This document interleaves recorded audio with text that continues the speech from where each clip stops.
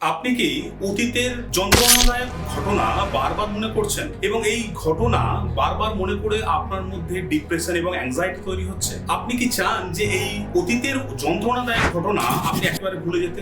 যদি আপনি ভুলতে পারেন তাহলে কিন্তু আপনার মধ্যে ডিপ্রেশন এবং অ্যাংজাইটি একদমই তৈরি হবে না। ব্রেনের একটা রুলস আছে যে আপনি একটি সময় একটি মাত্র চিন্তা করতে পারবেন, সেটা পজিটিভও হতে পারে এবং নেগেটিভও হতে পারে। অর্থাৎ আপনার ব্রেনের মধ্যে একটি মাত্র চিন্তা থাকবে, সেটা ছবি হতে পারে, সেটা ঘটনা হতে পারে, যা কিছু একটি সময় আপনি একটি মাত্র চিন্তা করতে পারবেন। এবং আপনি যদি আপনার অতীতের যন্ত্রণাদায়ক ঘটনা একেবারে ভুলে যেতে চান, সেটার জন্য এনএলপির একটি গুরুত্বপূর্ণ টেকনিক আপনাকে অ্যাপ্লাই করতে হবে। সেই টেকনিকটার নাম হচ্ছে মাইন্ড শিফটিং টেকনিক।